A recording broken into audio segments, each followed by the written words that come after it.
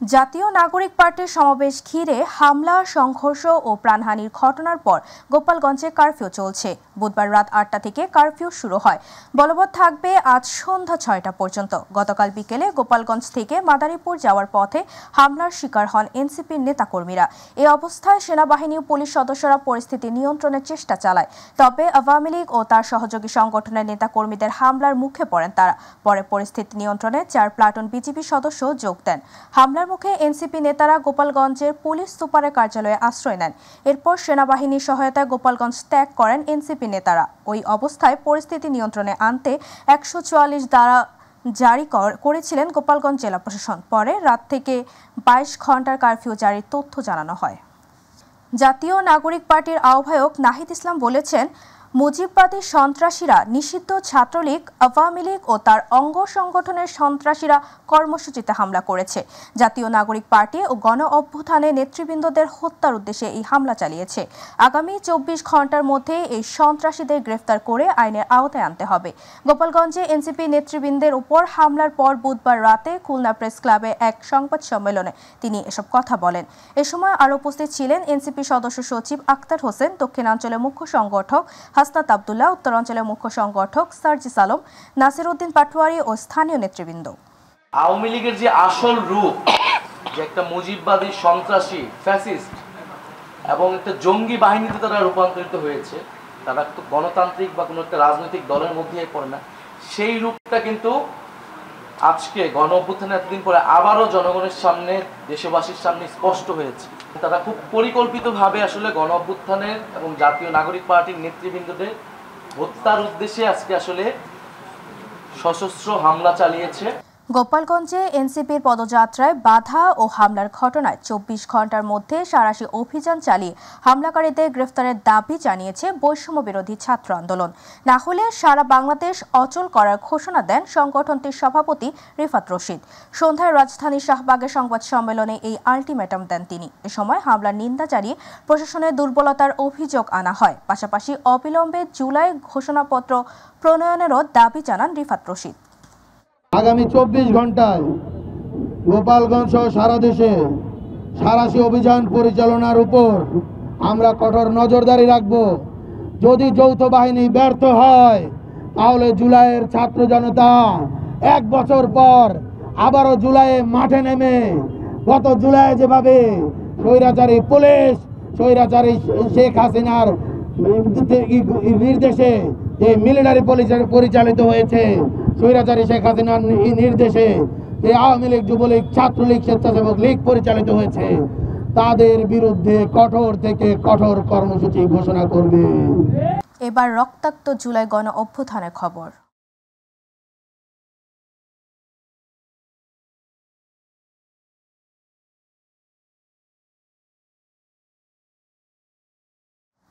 গত বছর জুলাই আগস্টে আন্দোলনকারীদের দমাতে নির্বিচারে গুলি এবং সর্বশক্তি নিয়োগ করতে হেলিকপ্টার থেকে ছোড়া গুলিতে নিহত ১,৪০০-এর মাঝে শিশু কিশোর ছিল প্রায় ১৫০ শতাধিক। সেই শিশু কিশোর হত্যা নাড়া দিয়েছিল দল, মত, ধর্ম নির্বিশেষে সকল মানুষকে।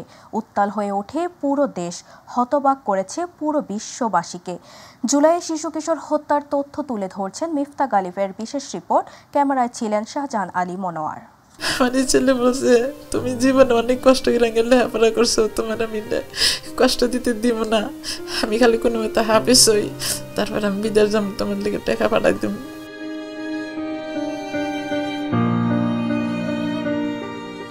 মাদ্রাসা পড়ুয়া ইব্রাহিমের কণ্ঠে আর শোনা যাবে না পবিত্র কোরআনের বাণী।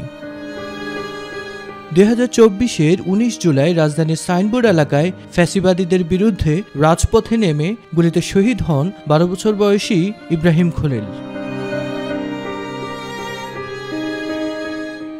ইব্রাহিমের স্বপ্ন ছিল হিপস শেষে বড় হয়ে গুছাবেন গৃহকর্মী মায়ের দুঃখ। আমি খালি কোনো মতো হাফেজ হই, তারপর আমি বিদেশ যাম, তোমার দিকে টাকা পাঠাই দিব। ফোন দিছে আমার এক ভাইয়ে আবদুল্লাহপুর থেকে। সে আমার ভাই বললো, কি বাবু তুমি কি ইব্রাহিমকে মোবাইল কিনে দিছ? আমাকে হ্যাঁ রে, কে রে? কয় তোমার একটা ফোন আইব। সে ভাই আমাকে বলে না, কয় তুমি মোবাইলটা কাছে রাখো, একটা ফোন আসবা। তো মোবাইলটা থাকার সাথে সাথে আর একটা ফোন আসছে, আসে আমাকে খালি উনি বললো যে আন্টি এই নাম্বার দিকে আপনি চেনেন? আমি কই বাবা তোমরা কি বলবো আমাকে বলে দাও, আমার নাম্বার চেনা লাগবো না। তো বুঝে লাইছি যে আমার ইব্রাহিমের কিছু হয়েছে। তখন তারা বলছে যে আন্টি রাগ হইেন না, আপনার ছেলেটা মারা গেছে, ঢাকা মেডিকেলে লাশ। স্বপ্নচারী ইব্রাহিমের সাথে ঘাতকরা হত্যা করে এক সংগ্রামী মায়ের স্বপ্নকেও। আমরা মানা করছি যে বাইরে বাড়িও না, এরপরও গেছে যায়া আর হেরে দেখছি না। আন্দোলনে গেছিল, যাওয়ার পরে গুলি খেয়ে মারা গেছে। পরে নামাজ শেষ করার পর আমি রুটি বানাই দিব, সে আমার রাতের একটা মুঠ খাইতেও যাইতে পারে নাই, খানাও দেয় নাকি আমি দিতে পারি নাই। আমার এনে বড় আফসোস থাকছে, আমার রাতের একটা মুঠ সেদিন ভাতও কিচ্ছু খাইল না। শহীদ ইব্রাহিমেরা বেঁচে থাকবে হাজারো অসহায় মায়ের স্বপ্ন হয়ে, বেঁচে থাকবে প্রতিবাদী তরুণের অনুপ্রেরণা হয়ে, এমনই প্রত্যাশা সকলের। মিফতা গালিব, মাই টিভি। জিপিএ 5 কিন্তু তবুও অশান্ত এক ভবিষ্যতের শঙ্কা। এসএসসিতে কৃতিত্বের সঙ্গে উত্তীর্ণ হলেও শুধুমাত্র আর্থিক অসচ্ছলতার কারণে বিপাকে পড়েছে এক সম্ভাবনাময় ছাত্র। ফরিদপুরের সালথার প্রত্যন্ত এক গ্রাম থেকে উঠে আসা ছেলেটির নাম সুব্রত কুমার কুণ্ড। তার এই সংগ্রামী গল্প তুলে ধরছেন প্রতিনিধি শফিকুল ইসলাম জনি। জীবনের প্রতিকূলতার সঙ্গে প্রতিনিয়ত যুদ্ধ করে এক অসাধারণ জয় পেয়েছে সুব্রত, কিন্তু এই জয়ের আনন্দ ম্লান হয়ে আসে দরিদ্র আর বাস্তবতায়। ফরিদপুরের সালথা উপজেলার বিষ্ণুদী গ্রামের মেধাবী ছাত্র সুব্রত কুমার কুণ্ড এবার এসএসসিতে পেয়েছে জিপিএ 5, কিন্তু মেধার এমন সাফল্যের মাঝেও অস্থিরতা তার পরিবারে। শুধু একটি প্রশ্নে, ভর্তির টাকা আসবে কোথা থেকে? অভাবের সঙ্গে লড়াই করেই পরীক্ষা দিয়েছে সে। জ্বর দুর্বলতা নিয়েও ক্লাসরুমে বসেছিল মাথা উঁচু করে, যেখানে পাশ করেছে মাত্র 21 জন। তাদের মধ্যেও সুব্রত ছিল সবার শীর্ষে। আমার ইচ্ছা আমি একজন বিশেষ ক্যাডার হয়ে এরকম যত পিছিয়ে পড়া যত মানুষ আছে গ্রামের, এরকম তাদের আমি সাহায্য করব, আর গ্রামের উন্নয়নে আমি নিজে প্রতিষ্ঠিত স্বাবলম্বী এবং গ্রামের জন্য কাজ করব। সুব্রতের বাবা সুধীর কুণ্ড ছোট্ট একটি মুদি দোকান চালিয়ে কোনো রকমের সংসার চালান। স্বপ্ন দেখেন ছেলেকে বিসিএস ক্যাডার বানানোর। মুখে হাসি থাকলেও যখনই ছেলের কলেজে ভর্তির খরচের কথা ভাবেন, চোখে মুখে নেমে আসে দুশ্চিন্তার ছায়া। পরীক্ষার সময় অসুস্থ হয়ে পড়ছিল, ঠান্ডাতে চাপ দিছিল, তাই ও খালি কাঁদছে যে বাবা তোমার টাকা পয়সা, তুমি যে কষ্ট করে পড়াও আনছো, তোমার টাকা পয়সা ক্ষতি না করে ফেলাই। পড়ালে কষ্ট করছি যে না ও পড়লে মানুষের মতো মানুষ হোক, কি হোক, আমরা যেভাবে কষ্ট করি আমরা খাইয়ে দিন চলুক মাগো। সুব্রতের মায়ের স্বপ্ন ছেলে হোক একজন মানুষের মতো মানুষ। সুব্রতের সাফল্যে গর্বিত তার স্কুলের শিক্ষকরাও। তারা জানিয়েছেন ভালো কলেজে ভর্তি হতে যা যা লাগবে চেষ্টা করবেন সব রকম সহায়তা করতে। আমি সবচেয়ে বড় ভালো লাগছে আমার, সে কোনো খারাপ সঙ্গ, খারাপ চিন্তা ভাবনা, খারাপ অবস্থান, এই ধরনের কোনো ছেলেমেয়েদের সাথে আমি তাদের কোনোদিনও দেখিনি। আমি নিজে যতটুকু পারি তো করবই, আর সাথে সাথে আমার প্রতিষ্ঠান প্রধান সহ সবাইকে বলবো, প্রয়োজন আমরা স্টাফরা মিলে তার যতটুকু হেল্প করা যায় করব। উপজেলা প্রশাসনও জানিয়েছে তারা সুব্রতের পাশে থাকবেন সব সময়। তার যে আর্থিক সমস্যার বিষয়টা সেটা আমাদের নজরে এসেছে।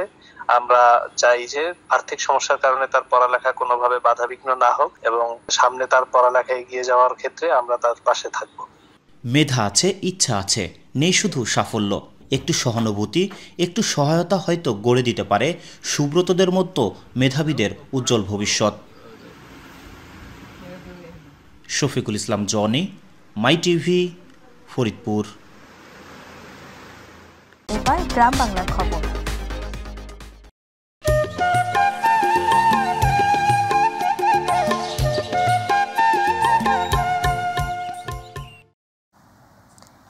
বগুড়া শহরতলির ইসলামপুর হরিগাড়ি পশ্চিমপাড়া এলাকায় 2 নারীকে গলা কেটে হত্যা করেছে দুর্বৃত্তরা। বুধবার রাত 9:30টার দিকে এই ঘটনা ঘটে। নিহতরা হলেন লাইলি খাতুন ও তার ছেলে স্ত্রী হাবিবা বেগম। পুলিশ ও স্থানীয়রা জানান রাত 9:30টার দিকে কয়েকজন দুর্বৃত্ত অস্ত্র নিয়ে লাইলির বাড়িতে প্রবেশ করে। তারা ঘরে ঢুকে লাইলি ও হাবিবাকেও গলা কেটে হত্যা করে। এ সময় সেখানে থাকা লাইলির মেয়ে বন্যাকে রামদা দিয়ে কুপিয়ে গুরুতর আহত করে দুর্বৃত্তরা পালিয়ে যায়। পরে প্রতিবেশীরা থানায় খবর দেয়। পুলিশ গিয়ে মরদেহ উদ্ধার করে হাসপাতালে পাঠায়। তদন্ত করে ব্যবস্থা গ্রহণ করা হবে বলে জানিয়েছে পুলিশ।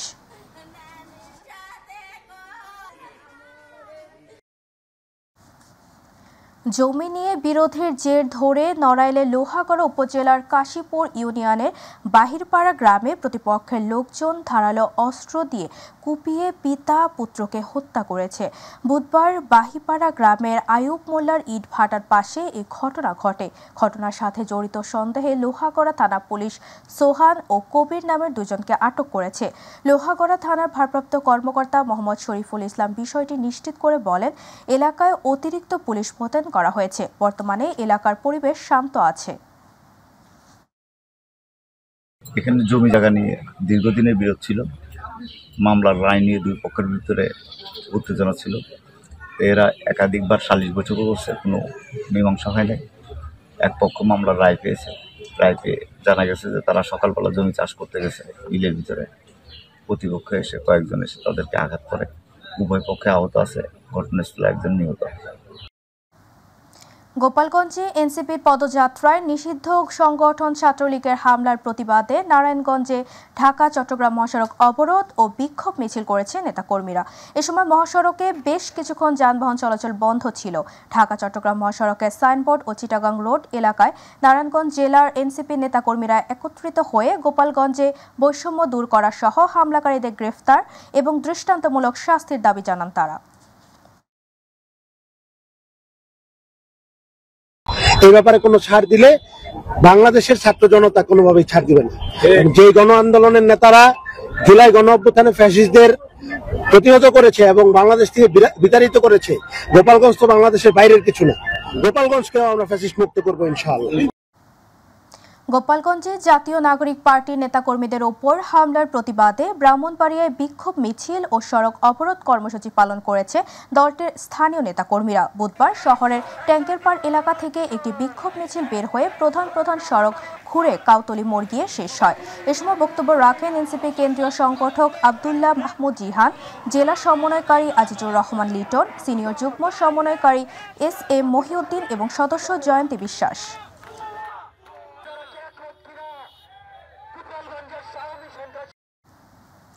ঢাকার সোহরাওয়ার্দীতে বাংলাদেশ জামায়াত ইসলামের জাতীয় সমাবেশ সফল করার লক্ষ্যে কুষ্টিয়া সমাবেশ ও বিক্ষোভ মিছিল অনুষ্ঠিত হয়েছে।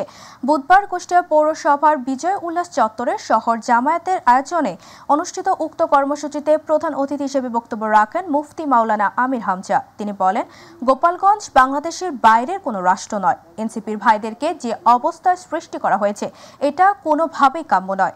সমাবেশ শেষে সেখান থেকে একটি বিক্ষোভ মিছিল বের করা হয়।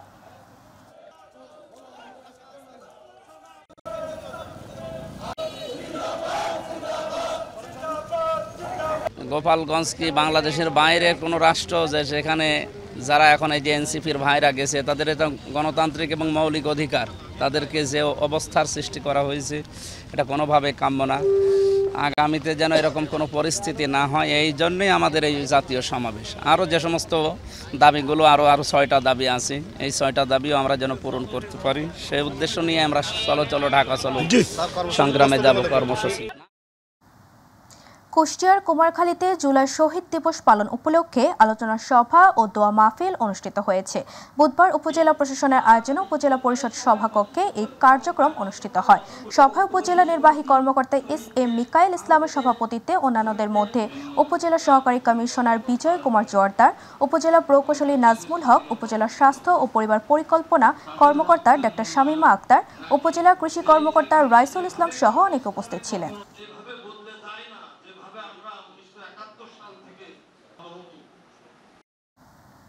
পটুয়াখালীর বাউফলে জুলাই দিবস উপলক্ষে জুলাই আন্দোলনের মুহূর্তকালীন সময়ের ঘটনার চিত্র ও নিহত শহীদদের স্মরণে অঙ্কন প্রতিযোগিতা অনুষ্ঠিত হয়েছে।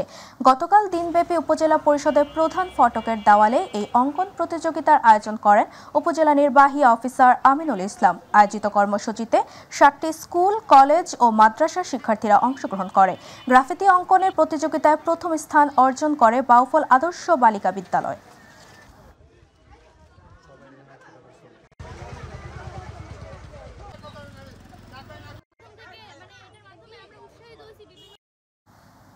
গাজীপুরের কালিয়াকৈর উপজেলায় বিএনপির ভারপ্রাপ্ত চেয়ারম্যান তারেক রহমান ও তার পরিবারের সদস্যদের নিয়ে ষড়যন্ত্রমূলক অশালীন প্রচারণার প্রতিবাদে বিক্ষোভ সমাবেশ অনুষ্ঠিত হয়েছে। বুধবার কালিয়াকৈর উপজেলা ও পৌর বিএনপির অঙ্গ সহযোগী সংগঠনের আয়োজনে বিএনপির বিক্ষোভ সমাবেশ অনুষ্ঠিত হয়। বিক্ষোভ মিছিলটি ঢাকা টাঙ্গাইল মহাসড়ক প্রদক্ষিণ করে উপজেলা বিএনপির দলীয় কার্যালয়ে শেষ হয়।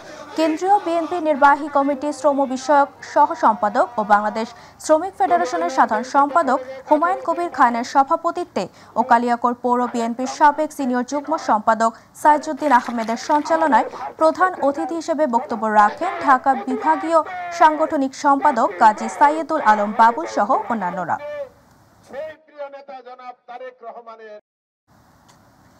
ব্রাহ্মণবাড়িয়ার সন্তান ওমর মুগ্ধ এবং জুলাই আগস্ট গণ অভ্যুত্থানে নিহত আবু সাইদ, যুবদল নেতা ওয়াসিম আকরাম সহ সকল শহীদদের স্মরণে জেলা ছাত্রদলের উদ্যোগে স্মরণ সভা অনুষ্ঠিত হয়েছে। বুধবার ব্রাহ্মণবাড়িয়া জেলা পরিষদ মিলনায়তনে এই স্মরণ সভা অনুষ্ঠিত হয়। জেলা ছাত্রদলের আহ্বায়ক শাহিনুর রহমান শাহিনের সভাপতিত্বে ও সদস্য সচিব সমীর চক্রবর্তীর সঞ্চালনায় এতে বক্তব্য রাখেন জেলা ছাত্রদলের সাবেক সহসভাপতি মোকাররম হোসেন আদি, ব্রাহ্মণবাড়িয়া বিশ্ববিদ্যালয়ের আহ্বায়ক আশফাক আনান, জেলা ছাত্রদলের যুগ্ম আহ্বায়ক রিমন মামুন, মোজাম্মেল সহ জেলা ও উপজেলা ছাত্রদলের নেতৃবৃন্দ।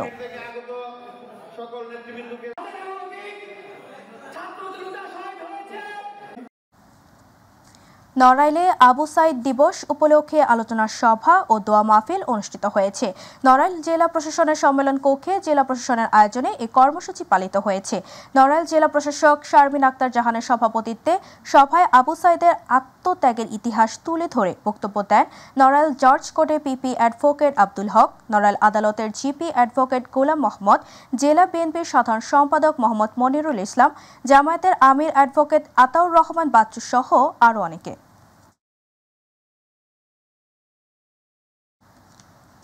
16 জুলাই শহীদ দিবস উপলক্ষে বুধবার ইসলামিক ফাউন্ডেশন ও প্রশাসনের উদ্যোগে মসজিদে মসজিদে এক বিশেষ দোয়া ও মোনাজাতের আয়োজন করা হয়েছে। চোহালী উপজেলা নির্বাহী অফিসার মোহাম্মদ মোস্তাফিজুর রহমানের নির্দেশনার আলোকে দোয়া মাহফিল অনুষ্ঠিত হয়। 16 জুলাই মাসের গণ অভ্যুত্থানে শাহাদাত বরণকারী ছাত্র জনতার রুহের মাগফিরাত কামনা এবং আহতদের দ্রুত আরোগ্য কামনায় দোয়া ও মোনাজাত পরিচালনা করা হয়।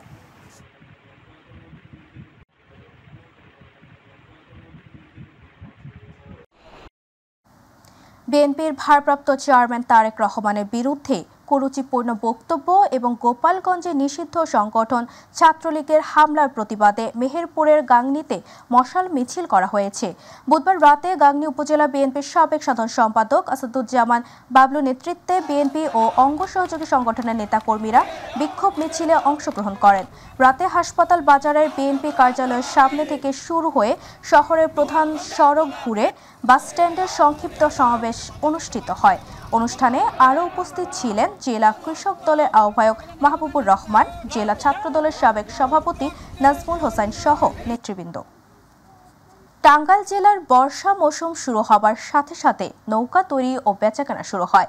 এছাড়া অনেকে পুরাতন নৌকা মেরামত করে নিচ্ছেন চলাচলের উপযোগী করে। বিভিন্ন উপজেলায় ধুম পড়েছে নৌকা তৈরি ও কেনা বেচায়। নৌকা তৈরির কারিগররা এখন ব্যস্ত সময় পার করছেন। নৌকা বিক্রি করে তারা সংসারের সচ্ছলতাও আনছেন। প্রতিনিধি মোহাম্মদ আনিস খানের তথ্য ও ভিডিও চিত্রে আতিকুর রহমান তিতাসের রিপোর্ট।